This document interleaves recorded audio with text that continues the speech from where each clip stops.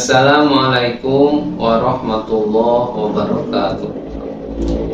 Alhamdulillahi rabbil alamin, wa bihi nasta'inu ala umuri dunya waddin, wassalatu wassalamu ala sayyidina Muhammadin wa ala alihi wa sahbihi ajma'in. Rabbi shrah li sadri wa yassir li amri wahlul 'uqdatam min lisani yafqahu qawli. Subhanaka la ilma lana illa ma 'allamtana innaka antal alimul hakim. Wala haula wala quwwata illa billahil aliyyil azim. Perkenalkan, saya Haji Abdul Hamid SPD dari UPTD SDN 1 Cikumpai sebagai guru AKPK akan coba membahas kitab Ta'limul Muta'alim yang ada pada halaman 8 baris yang ke-7 dari atas. Bismillahirrahmanirrahim. Qala al-musannif rahimahullahu ta'ala wa nafa'ana bi ulumihi amin. Wa qad sannafa as-sayyidul imamul ajal asy-syahid Nasiruddin Abul Qasim. Dan nyata telah mengarang atau menyusun Sayyid Imam Ajal Syahid Nasiruddin Abul Qasim Kitaban fil Akhlaqi, sebuah kitab atau sebuah buku di dalam menjelaskan akhlak. Sebuah kitab yang menjelaskan tentang akhlak. Wa ni'ma ma sannafa, dan alangkah bagusnya apa yang telah dikarang, apa yang telah disusun oleh beliau. Fayajibu ala kulli muslimin hifdzuha, maka haruslah bagi setiap muslim untuk menghafal atau menjaga kitab akhlak. Wa amma hifdzu ma yaqa'u fi ba'dil ahayyin fa fardun ala sabilil kifayah. Dan adapun menjaga sesuatu yang terjadi di sebagian waktu saja, maka itu hukumnya fardu kifayah. Apa itu fardu kifayah? Idza qama bihil ba'du fi baldatin saqata 'anil baqi. Fa illam yakun fil baldati man yaqumu bihi ishtaraku jami'an fil ma'sam. Fardu kifayah itu apabila dikerjakan oleh sebagian di satu kampung, maka gugurlah dosa dari sebagian yang lain.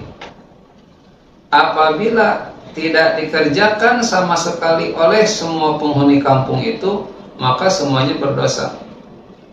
Contoh seperti sholat jenazah. Di tengahnya ada ya para penyimak sekalian.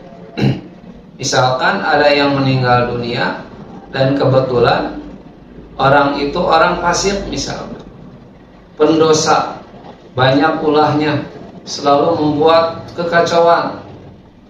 Makanya masyarakat setempat tidak mau mensolatkan jenazah. Nah, kalau semuanya tidak mau dan si jenazah diabaikan saja, dibiarkan saja tidak disolatkan, maka semuanya berdosa. Nah, kalau misalkan ada salah seorang saja yang mengerjakan sholat jenazah, maka pahalanya bagi yang mengerjakan, otomatis yang tidak mengerjakan tidak terbawa dosa gitu. Jadi gugur dosanya, tidak dosa, seolah-olah terwakili oleh yang mengerjakan gitu. Fayajibu 'alal imam ayyamurahum bidzalika wa yajbaru ahlal baldah 'ala dzalika. Tapi wajib bagi imam, bagi pemimpin, bagi pemerintah, bisa juga bagi tokoh ya, memerintahkan ahli kampung itu untuk mengerjakan fardu kifayah itu. Malah kalau misalkan tidak mau juga bisa dipaksa. Harus ada ajakan begitu ya dari tokoh setempat. Ayolah kita kerjakan sholat jenazah ini fardu kifayah. Kalau bisa memaksa, paksa agar mereka mau mengerjakan. Selanjutnya faqila bi anna ilma ma yaqa'u ala nafsihi fi jami'il ahwal bi manzilati ta'am la budda li kulli wahidin min dzalika. Ada yang membicarakan, ada dalam sebuah qil bahwa sesungguhnya ilmu yang terjadi terhadap diri seseorang di semua tingkah lakunya itu ada yang semanzilah dengan makanan. La budda likulli wahidin min dzalika. Siapapun tidak bisa menolak, siapapun harus melakukan. Sama ya seperti kita. Kita ketika perut lapar mau makan, itu semangat mencari makanan. Dan makanan itu harus ada tiap hari. Nah, begitu pula ada ilmu yang semanzilah dengan makanan, yaitu yang hukumnya fardhu ain. Seperti sholat yang 5 waktu, itu mesti, itu harus kita lakukan. Sholat yang 5 waktu itu tidak bisa diwakilkan oleh orang lain. Sebagaimana makan ya, kalau kita lapar, mau kenyang, kita harus makan. Tidak bisa diwakili oleh orang lain. Begitupun yang fardhu ain, kita harus mengerjakannya sendiri, tidak bisa diwakili oleh orang lain. Nah, ilmu pun untuk agar yang fardhu ain itu benar, nah kita harus kaji secara benar. Harus setiap hari juga. Mencarinya tidak bisa diwakili oleh orang lain. Semanzilah dengan makanannya. Kemudian wa ilma ma yaqa'u fi ba'dil ahayyin bi manzilati dawa. Ada ilmu yang di sebagian waktu saja semanzilah dengan obat, semartabat dengan obat. Yahtaju ilaihi fi ba'dil awqat. Orang membutuhkan obat itu hanya di sebagian waktu saja, hanya sewaktu-waktu. Sewaktu dia sakit baru memerlukan obat. Nah, ini contohnya seperti sholat jenazah yang tadi saya contohkan ini. Itu semanzilah dengan dawa. Wa ilman nujum. Nah, ada juga ilmu nujum, ilmu perbintangan, ilmu astrologi, ilmu horoskop ya, atau zodiak, atau ramalan bintang gitu. Termasuk yang Sagittarius, yang Pisces, yang kayak gitu ya. Itu dalam akidah Islam adalah hal yang terlarang dan merupakan dosa besar ya, yang digolongkan ke dalam kategori ilmu sihir dan termasuk itu dalam bentuk kesyirikan. Makanya ilmu nujum itu, ilmu perbintangan itu hukumnya haram ya. Li'annahu yadurru, karena itu memadaratkan, wala yanfa'u, dan tidak ada manfaatnya. Seolah-olah dia kalau orang sudah bilang mah nyanyahwanan begitu. Dia seolah-olah tahu takdir Allah begitu. Dia mengira-ngira, meramal-ramal melalui perbintangan. Nah, itu hukumnya haram. Wal harabu min qada'illahi ta'ala wa qadarihi ghairu mungkin. Dan kalau lari kabur ya dari qadanya Allah, dari qadarnya Allah, itu tidaklah mungkin. Qada itu ketentuan Allah sejak zaman ajali. Qadar adalah aplikasinya begitu ya. Kalau kita sudah ditentukan, misalkan hari ini mendapatkan sesuatu, nah ketika terjadi itulah takdirnya, itulah qadarnya. Setiap orang sudah ada qada dan qadarnya. Makanya dimasukkan oleh Allah Subhanahu wa taala sebagai rukun iman yang ke-6. Fayan bagi likulli muslimin ayashtagila fi jam'i awqatihi. Karena kita sudah ditakdirkan oleh Allah, kita sudah punya qada dan qadar Allah, maka perlulah bagi kita selaku umat muslim agar menyibukkan diri di semua waktu kita ini untuk berzikir, terus-terus mengingat kepada Allah Subhanahu wa taala, wa du'ai, dan terus-terus berdoa, wa tadarru, dan terus merendahkan diri di hadapan Allah, wa qiraatil Qur'an, terus membaca Al-Qur'an sebagai pedoman hidup kita ya, wa shadaqati dafi'atil lil bala, dan juga terus bersedekah untuk menolak balai. Kita tidak tahu apakah akan ada bala bencana yang menimpa kita, maka cegahlah dengan kita dengan sedekah. Terus bersedekah. Wa yas'alullaha ta'ala al-'afwa wal 'afiyah di dunya wal akhirah. Kemudian muslim itu harus terus-terusan meminta kepada Allah agar dijaga, agar dimaafkan, agar dijaga dari sesuatu yang akan mencelakakannya, agar dijaga dari balai wal afati, dari kecelakaan, dan agar kita diberi kewarasan, ya, diberi kesehatan oleh Allah Subhanahu wa taala. Fa inna man razaqa ad-du'a lam yahrum al-ijabah. Maka sesungguhnya siapa saja yang Allah berikan rezeki mau berdoa kepada Allah, maka lam yahrum al-ijabah, maka tidaklah haram baginya ijabah. Dalam artian siapa yang mau berdoa maka berhak dia mendapatkan ijabah. Ud'uni astajib lakum. Kata Allah, berdoalah kalian kepada kami, maka kami akan mengijabah doa kalian. Perlu diketahui bentuk ijabah doa itu bermacam-macam, ya. Ada yang diberikan sebagaimana permintaannya, meminta kaya diberikan kaya, begitu ya. Ada yang ijabah itu berbentuk palak-palak. Asalnya dia mau celaka, karena doanya dia menjadi selamat. Nah, ada juga bentuk ijabah itu nanti dijadikan amal soleh yang akan diberikan di akhirat kelak.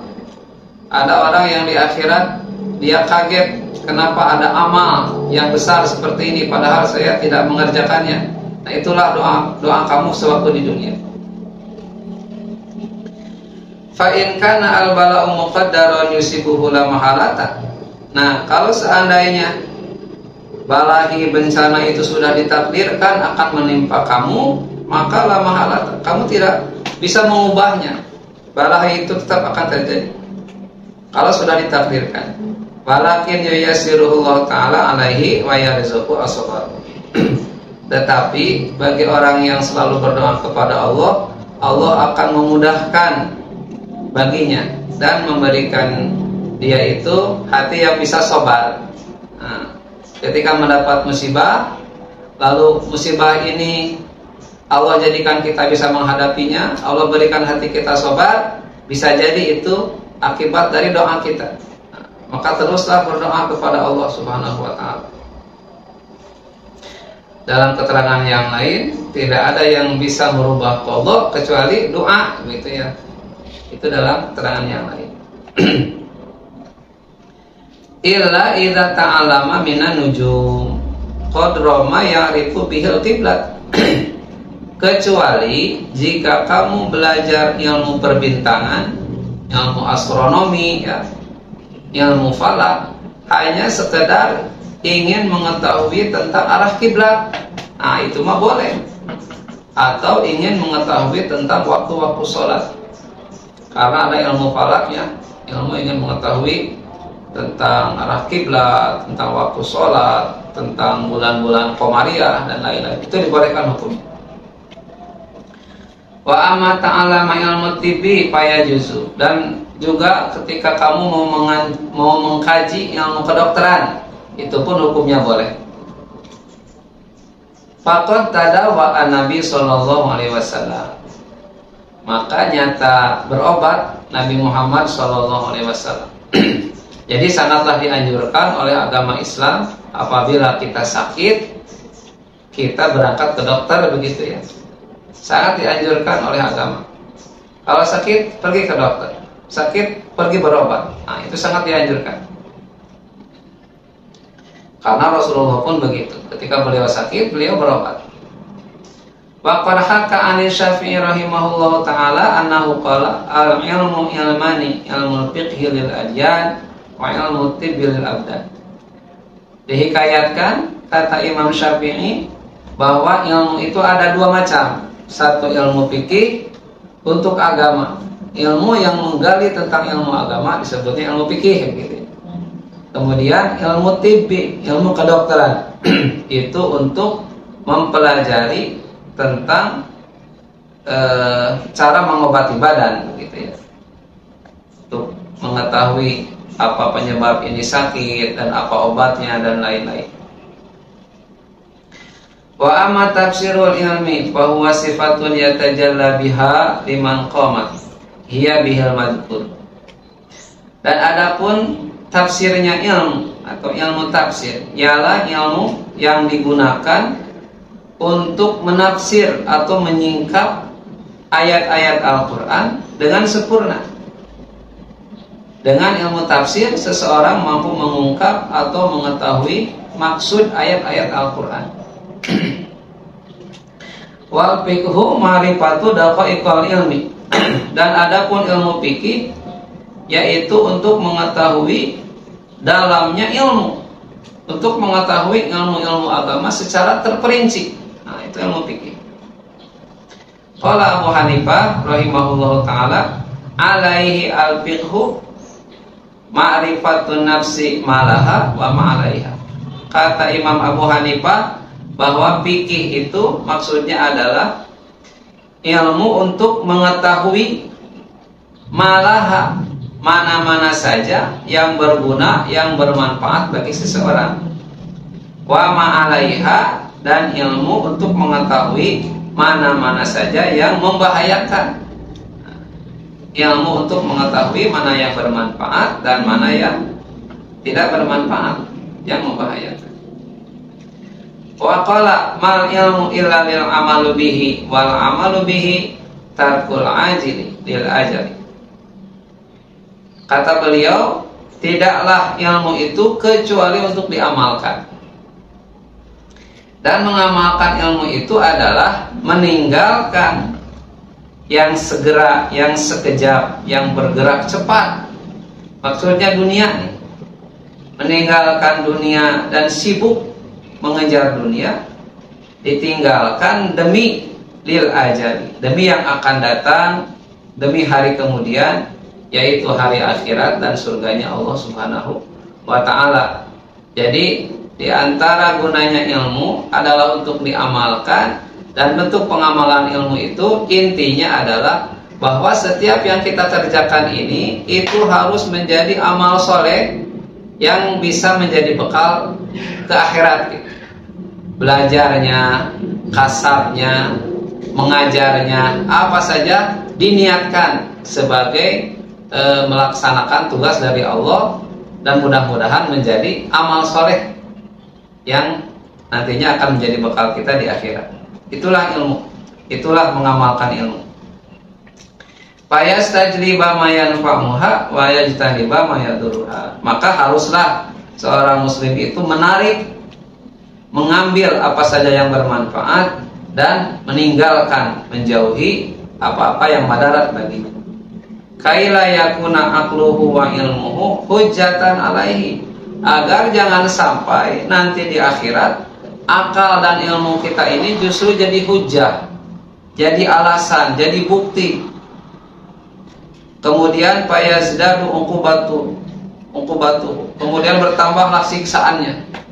Jangan sampai begini, kata Allah, kamu kan diberi akal di dunia itu, diberi ilmu, diberi modal, kenapa kamu tetap mengerjakan yang justru membahayakan? Kenapa akal dan ilmu tidak kau gunakan begitu? Jangan sampai seperti ini. Na'udzubillahi min sukhtihi, dan kami semua berlindung kepada Allah dari benduhnya Allah, dari marahnya Allah, ma'ikobih, dan siksaannya Allah. Qad warada fi manaqibil ilmi wa fadhailihi ayatun wa akhbarun sahihatun. Dan nyata telah datang ya di manaqib ilmu dan keagungan ilmu itu ayat-ayat dan hadis-hadis yang sahih, yang masyhur. Tapi kata musannif, lam nashtagil bi dzikriha, kami tidak bisa menceritakannya di sini karena memang panjang ya, panjang kitabnya. Para penyimak sekalian, cukup sekian rupanya pembahasan dari saya. Insya Allah nanti dilanjutkan di hari kelima di pasal Finiyat fi hari ta'al. Mudah-mudahan kita semua bisa melaksanakan ibadah saum dengan yang terbaik. Mudah-mudahan amal ibadah saum kita diterima oleh Allah Subhanahu wa ta'ala. Persembahkan yang terbaik, karena kita tidak tahu apakah Ramadan tahun depan kita akan mengalaminya atau tidak. Wallahu a'lam bishawab. Assalamualaikum warahmatullahi wabarakatuh.